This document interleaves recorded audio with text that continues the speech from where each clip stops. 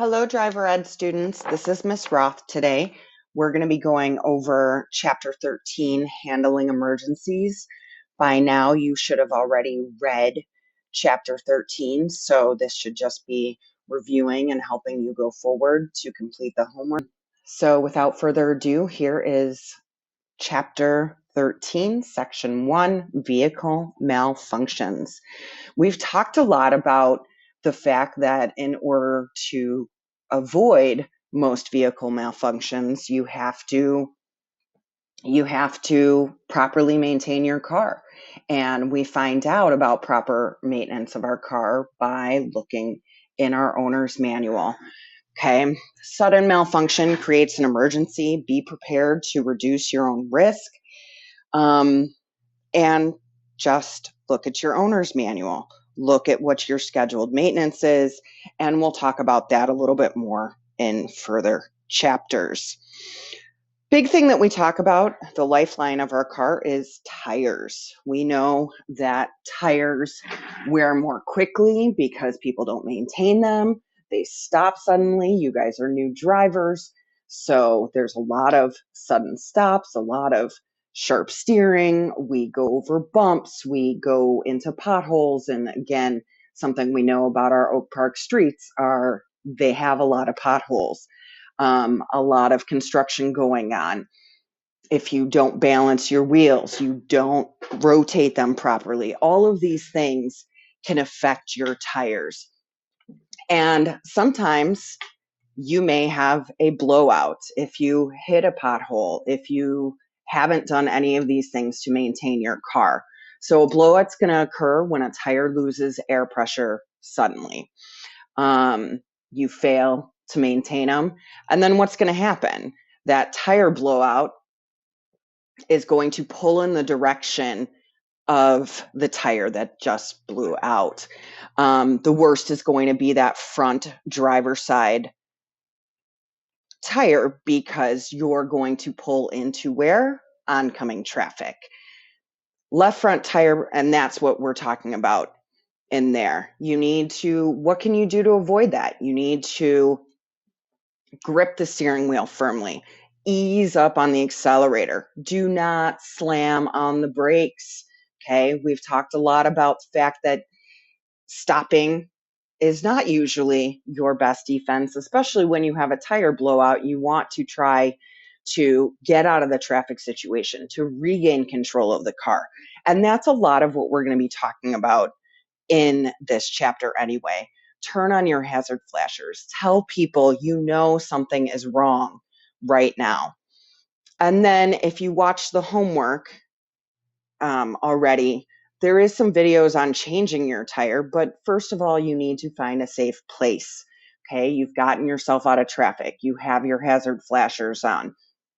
Find a safe place and look in your owner's manual to help you out. It's going to guide you through the whole entire process. Okay, replace or repair that flat as soon as possible. Make sure every car should come with a spare tire. For a while, they were doing full-size spares, but it seems most are back to a compact spare. So the car is going to come with a compact spare, and then it's going to come with a jack that also duplicates as the tire iron for you. Compact spare, a lot of times we call them donuts around us, or 50-50 tires. That means you don't drive over 50 miles an hour for more than 50 miles. They're just not meant to do that. You need to take it to a service station, a tire station, or you call AAA or whatever roadside assistance you may have if you're not comfortable doing any of this by yourself as well. If we have brake failure, that can be really scary. Stay calm. All of this requires you staying calm. First thing you should do is try to re-engage the brake. Pump it 3 or 4 times. Go into a lower gear. Once you're slow enough, then you go ahead and you apply that parking brake. realize that a parking brake is not going to just stop the car if you're going 30 miles an hour. It's just going to break off. It's like a kickstand for a car. So apply the parking brake when you're 10 miles an hour or slower. Search for a safe place to steer towards. Last resort, rub those wheels against the curb to reduce your speed. And then something else we talk about with brakes is brake fade. They can overheat. Again, you're new drivers, you might brake too much, you might brake too hard all the time. If you're continuously braking too hard, they can begin to overheat, called brake fade. To get it back, stop the car, let it cool. Just like you, sometimes you're getting a little too hot, you need to just cool down. If they get wet, which we'll talk about some wet conditions, you're going to keep your foot on the gas pedal and lightly apply your brake pedal in order to dry them off, creating that friction, that heat to dry them off. Make sure you've tested them after you've left the water. Make sure that they're dry and they are doing what they need to do. Another scary thing that happened to me when I was about your age was engine failure. Okay, again, stay calm. A lot of times there's very little warning that your engine is going to stop. Okay, the vehicle can still be steered with a stalled engine, but again, try not to just slam on the brake, because if you have total engine failure, you slam on the brake, you're not moving again. So you want to shift to neutral. Neutral is going to disconnect the engine from your tires. Okay. Try moving out of traffic with your hazard flashers on. Again, do not brake. Try to restart the engine while you're moving. Your car can restart when you're in neutral. Okay. So you put it in neutral, you try to restart the car. If it starts, go back into drive and proceed. If it doesn't start, move off to the shoulder, the curb, whatever you can do.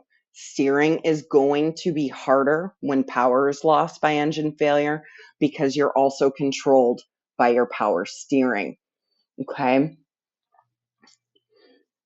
Now, we've talked about railroad tracks and if we stall.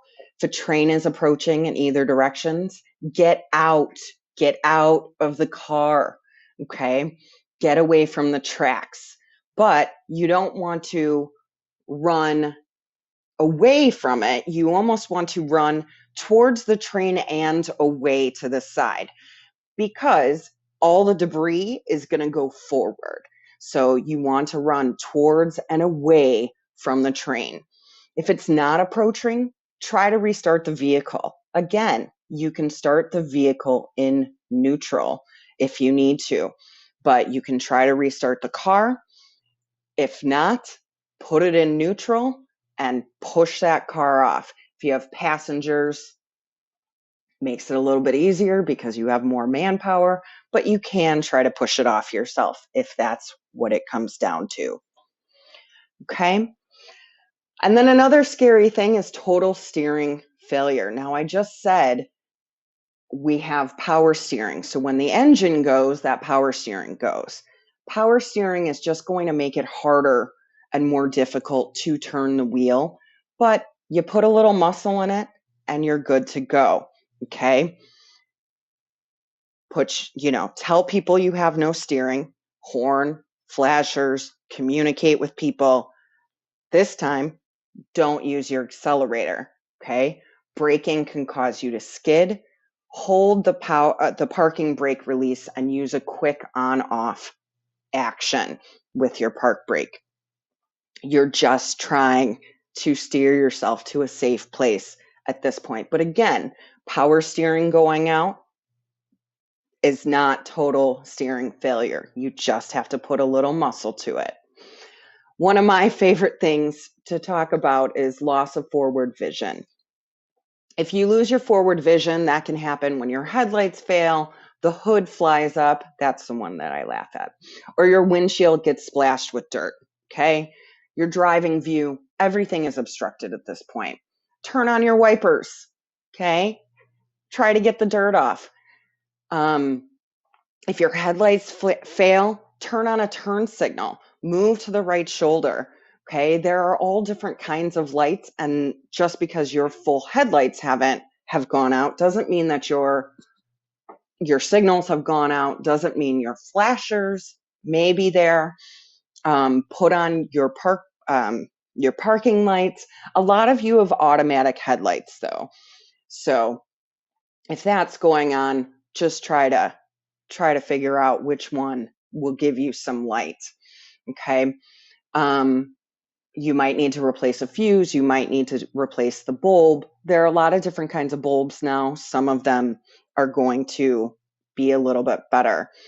Back in the day, you only had a single latch system on your hood, okay? With that single latch system on your hood, occasionally it would fly up, okay? You can look through the little bottom corner and go somewhere safe and push it down. In general, with newer cars, they have a double latch where you pop it from the inside and then you go underneath the hood and release it from there. It just depends. But again, most of you are going to have a double latch and not have to worry about your hood flying up when you're doing it. Okay. Another thing that I think is always interesting to talk about a little bit is vehicle fires. Okay. Most vehicle fires start in your engine. If your car suddenly starts to smoke, quickly steer the vehicle off the road to a safe place. Get out of the car. Get at least 100 feet away. Do not open the hood. It will go boom, because you and I know that oxygen is going to fuel the fire. If your car is on fire, do not go to a gas station. It will go boom, big boom. Okay? Do not go to a gas station.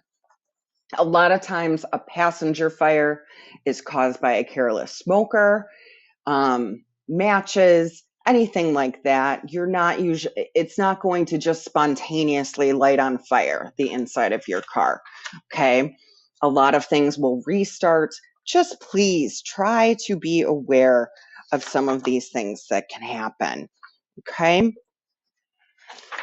Now I'm going to stop right there. Couple things also to note: an overheated engine is we know, and we've talked about on several occasions, overheated engines need to be cooled down to the best of your ability. If you still have to keep moving a little, then what do? You turn off the air conditioning and turn on the heat, blast it out the heat to try to get the engine compartment to cool down. Driver error. We know most collisions, most emergencies happen because of driver error. In 13.1, we talked about how if you don't properly maintain your vehicle, that's when a lot of those things can happen.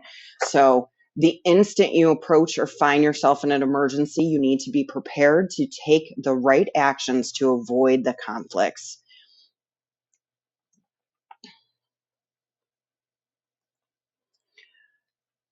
First thing we talk about, and you're going to be looking up videos later on in the week for this, off-road recovery. Okay. Your actions to recover from driving off the road depend on the number of wheels that are actually off of the road. You have 4 wheels off the road. Don't just try to jerk your car back on there. That's going to cause your car to possibly roll over. Okay. This SUV here on the screen, it has 4 wheels off the road. Okay. It's on soft turf. The grade or slope is away from the road. Move slowly to get your car back onto that road. Okay. But don't jerk it. 2 wheels, firmly position your hands at 9 and 3 on your steering wheel. Steer towards the target. We're going to talk a lot about that you need to regain control of the car. You need to look at your target. So remember, your first place to look far out into where you want to go, and that's your target. So you steer towards the target while keeping your car evenly positioned halfway on the road. Slow down, take your foot off the accelerator. If you need to brake a little, brake. Try not to slam on the brake. That's not going to help you get back on the road. When the speed is less than 10 miles an hour, turn your steering wheel slightly, 3 to 5 inches to the left. When the right front tire touches the edge of the road, get back onto the road by turning your steering wheel a little bit to the right, okay, towards your lane. So you're just going to kind of slowly move yourself up 3 to 5 inches at a time, and trying not to go too fast and trying not to slam on the brake. Okay. If you need to swerve, a lot of times keeping yourself moving is going to be a lot better than trying to, as I always say, stop, drop, and roll. Okay. So the yellow car sees that this car in front of them is stopped. They're stopped. They don't actually know why. Okay. He's got to make a sharp swerve. You don't have a lot of time to think about it. The swerve is less sharp at a greater distance. And again, stop, dropping, and rolling is going to be a lot more difficult than just simply swerving out of the way. Okay. If you have all those obstructions, just try to move yourself around. Take a look on page 258 of your book. That's going to help you out in looking at what some of these emergency situations are going to be. But just remember, stop, drop, and roll, not really a great thing to do. And then we talk about different roadway hazards. Again, Oak Park, lots of potholes. Okay. They develop, water gets into the cracks, it expands, it contracts, and that's what creates a big pothole. You can lose control of your vehicle, you can damage it. If you must drive through a pothole, slow down to prevent your tire damage. Drive around or straddle a pothole whenever it's possible, which might not always be. Okay. Again, we just talked about emergency swerving, and that's where you see objects in the road. Decide for yourself whether it's going to be better to steer around it, brake, straddle, drive over the object. Straddle it only if you know for sure you can clear it. You don't know what's in that box. You don't necessarily know what's happening in there. And straddling it, if you don't know if it's going to clear under there, you don't know how it's going to beat up the underbelly of your car. Okay.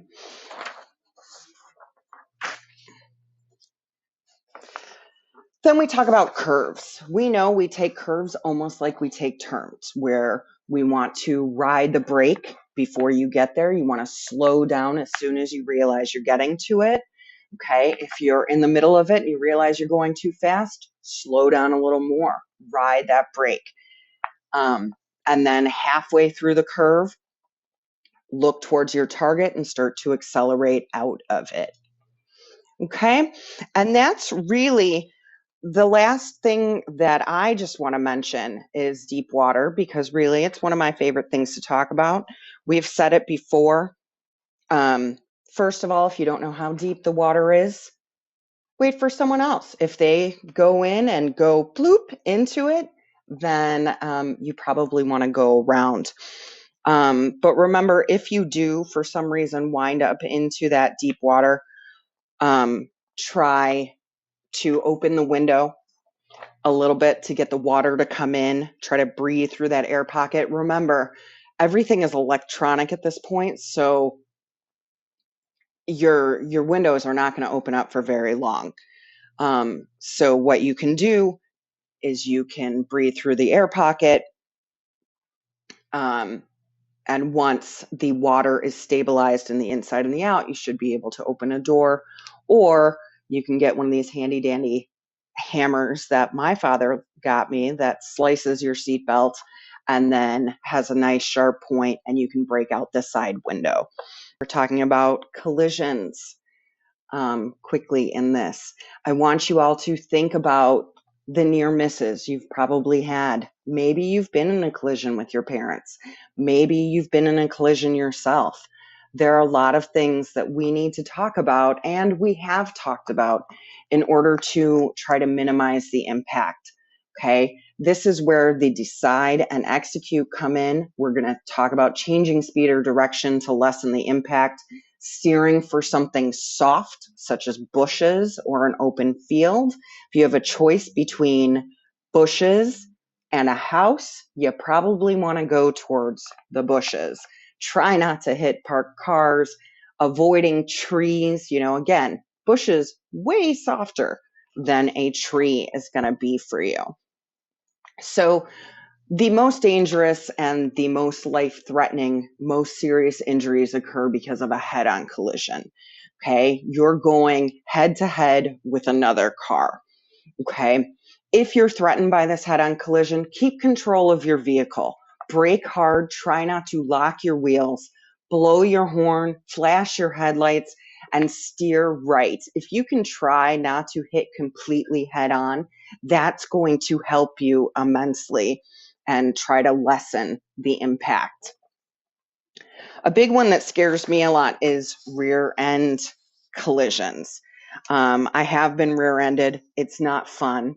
And you start getting a little bit paranoid. But this is a big one that, if you can see that it's happening, try to help the other person out. If you're getting tailgated, this is why we tell you to communicate early so that they can back off and stop being, jerky like that. So if you're threatened with a rear end, tap your brakes, tell them you're slowing. Look for an open front zone. See if you can compromise your space, separate those hazards a little bit. If it's unavoidable, release your brakes just before the collision occurs. Okay, it's going to lessen the impact. That way you're not getting hit with a dead hit. Brake immediately after the collision to avoid sliding into another traffic lane. Okay, check your rear view mirror, maintain your 3-second following distance, and stop so that you can see the vehicle's tires ahead, just like we normally do. Hopefully, you're not going to run into a person in front of you because of this rear end collision. And then that side impact.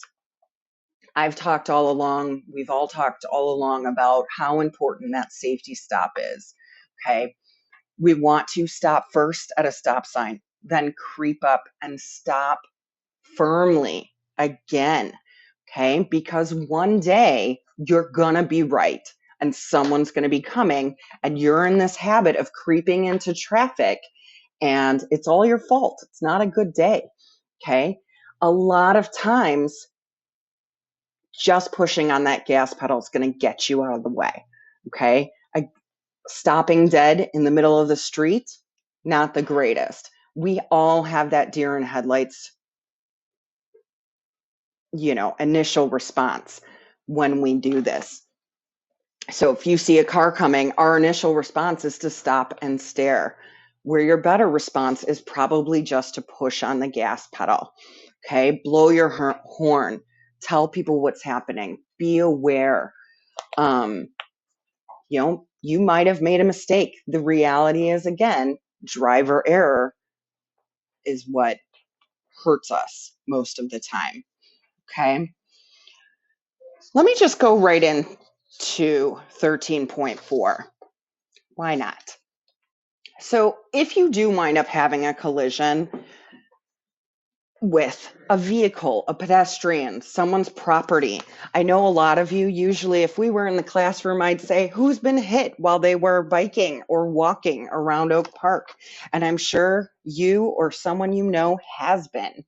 Make sure you stop immediately. Failure to stop is a very serious offense. Okay, move your vehicle to the side of the road. Turn your car off. If you damaged a parked car, try to find the owner. If you can't, write your name, address, phone numbers on a note. Leave the note under a windshield wiper. and notify the police. You did something wrong. You need to try your best to find out who it is and make sure that you call the police and tell them. Okay. If someone is injured, don't move an injured person. You guys have all taken first aid, CPR, hopefully by now. If there's danger of fire, obviously get that person out. Okay. If there's danger of another collision, move them. If not, don't. Okay. Try to prevent that further damage. Put your flares up. Put your flashers on. Warn other traffic if you can't get yourselves out of the road. Directing around other vehicles. Sometimes you have to be the traffic person. Okay. And again, you must call the police, people. Okay. Especially if someone is injured or killed. I would just call the police for any incident and they will tell you what to do. Sometimes, if it's winter out and you slid into someone, the police officers will tell you, you know what? Is anyone injured? Is anyone harmed? Then just come to a police station and file the reports. Insurance will not cover you unless there's a police report on file. Okay? Don't argue with these people. Don't take blame on yourself. That's not your job at that point. Your job is to collect information, the joy of your phones. You can take pictures of the license plates. You can take pictures of the damage right there. Okay? You can take pictures of their insurance card. Get their names. Just be polite. Don't address things if you don't need to. And then again, file the proper reports. You do need proof of insurance in order to proceed and to avoid any further complications. The last section in chapter 13, and it's on insurance. Insurance can be a little bit confusing. I tried to provide some examples in there. When I teach this lesson in class, I always want my students to think about, what does the word liability mean? What does it mean to be liable? I just copied and pasted. So liable means likely. You did this, so this could happen. But when I'm talking about it for insurance, I want you to think about that if you are liable or liability, that means you're responsible for, okay? You're going to have to pay. So any type of insurance that says liability is going to pay someone else. It's not paying for you. It's paying for somebody else. And I will keep coming back to this as we talk about insurance. So just think about, to be liable is you're responsible for. You're responsible for someone else's damage or whatever. Okay? So insurance is something we all need to have, right? Every state has a financial responsibility law that's going to require you to prove that you can pay for damages you cause that result in death, injury, or property damage. So what does that mean to you? That at minimum, you need to have liability insurance that pays for someone else. Okay? When we go shopping for insurance, there are a couple of words and there's a lot of vocabulary that we need to think of and we need to be aware of. First thing, when you buy insurance, you are going to pay a premium. The premium does not mean you're paying this enormous amount of money. It's not the premium. It's just what it's called. It's the specified amount of money for coverage over a specified amount of time. And all of this information is written on your policy, which is your contract between you, the insured, and the insurance company. It includes terms of conditions of your insurance and everything that you need to know for your insurance. So here's an example of my policy. So my policy, this is the cost breakdown for each of the cars that are in my household. And we have, this is for 6 months of coverage. So notice for 2 adults, 2 cars, $858 for 6 months worth of coverage. And we'll show a little bit more of that in a little bit. Okay. You need to look over the figure on page 267 and 268. Okay. Realize there are 2 different kinds of insurance that are going to cover you. First of all, there's collision insurance. Collision insurance is going to cover you when? Oh, when you're in a collision, you're at fault. This is what is going to pay for. Anything outside of a collision is going to be our comprehensive insurance. So I always think of comprehensive as all encompassing. So a tree falls on your car. Someone breaks into your car. Now, if someone breaks into your car in your driveway, in your garage, that's not going to be your comprehensive. You know what that's going to be? Your homeowner's insurance. Okay, so there are different things that cover different things. It's why a lot of people choose to bundle all their insurance into one company so that the company can work out where it comes from. But your big things to think about, you have liability that's going to pay for someone else, collision paying for your car damages, and comprehensive if it's not the result of if it's not the result of an actual collision, that's what comprehensive is going to cover. There are different kinds. We just said liability insurance, other people, collision is going to pay the cost of your repair or replacement of your vehicle minus the deductible. Okay. So we pay a premium. That is the total cost of your insurance. Then we have a deductible, which is the amount you agree to pay toward the repair or replacement of your vehicle. Okay. So that deductible can be $1,000, $750, $500. Sometimes it's zero. If you look at those commercials, they're all telling you that you can get a vanishing deductible and different things like that. But the example of that, so there's $10,000 worth of damage. You have a $500 deductible. So you have to pay the $500, and then your insurance company is going to pay the $9,500 towards the repair of your car. Okay. Your comprehensive, again, damage not caused by a collision. Now, I want to note insurance is more and less expensive depending on the state that you live in. And just know that Illinois is number 37 on the list. I like to mention that. 37 out of 51, just so you know. Insurance rates are determined by a lot of things. Okay. First of all, you have these really smart people called actuaries. Anybody have an actuary in your family? Actuaries sit and they analyze statistics and they group people into risk categories based on a number of things. So first, obviously, there's driving record. Drivers with a lot of convictions, a lot of moving violations, a lot of collisions, they're going to pay higher premiums. Okay. Age, sorry, teens, you're real high to insure.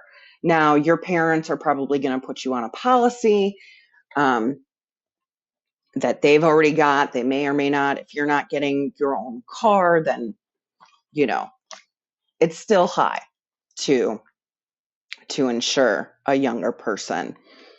And for females, you're going to see in a minute here, gender plays a big role along with age.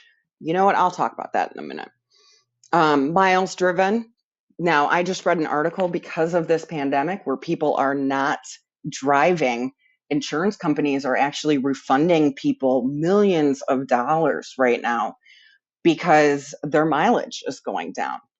Okay.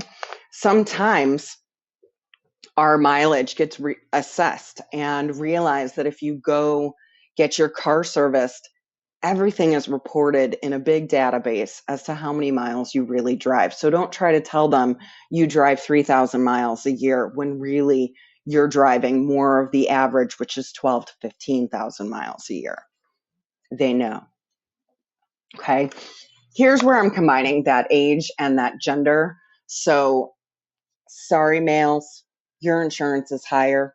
Though statistically, they say teenage females and teenage males are equally risky, males are always going to be higher. So females at 26, their insurance automatically comes down.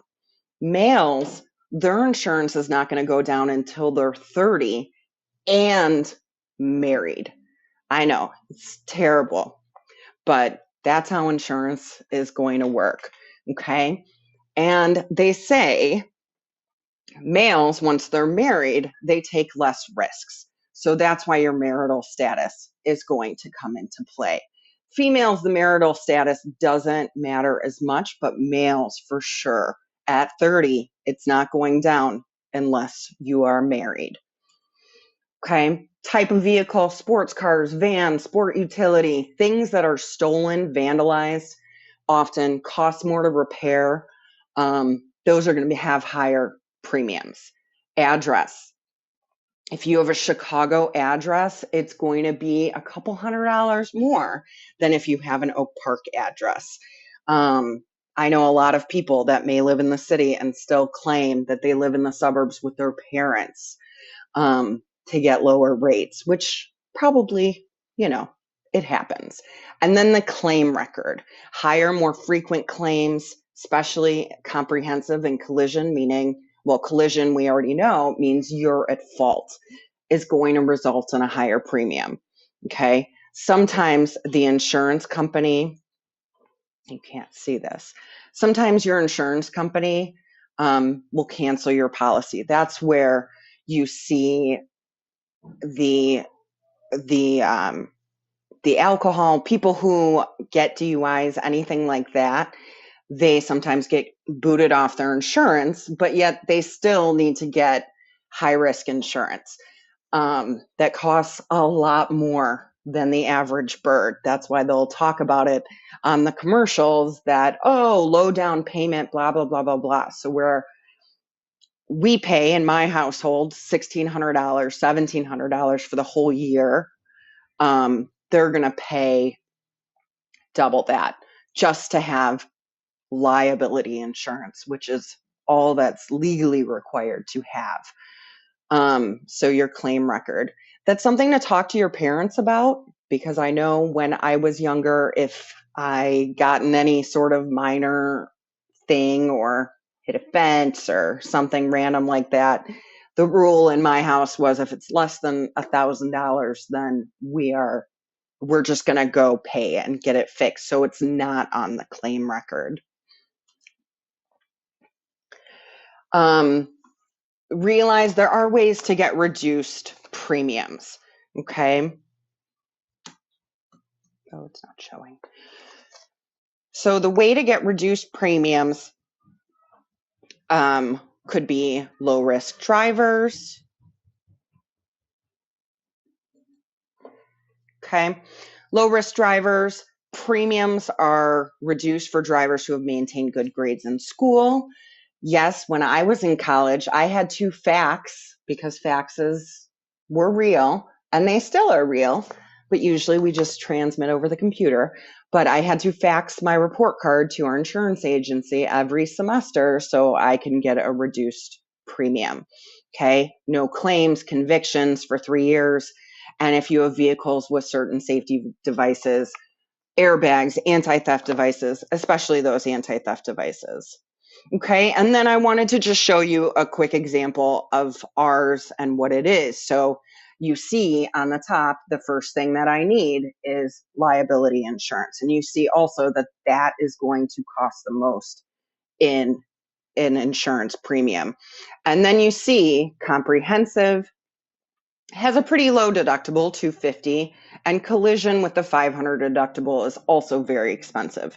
Those two things go down as your car ages because they're not going to replace it and what you need to do. So the Ford Explorer is $413. And then we've got the Sienna with the same kind of coverage, but it's $14 cheaper on the Sienna. Why? Who knows? And then you can see that there are the discounts that are applied. So we have continuous insurance, we have homeowner insurance, we have our car and our home together. So we have 3 cars. We pay it in full for 6 months. It's paperless, 3-year safe driving. And there are some other discounts that come into play as we go into more and more. But that's pretty much all I have for you guys.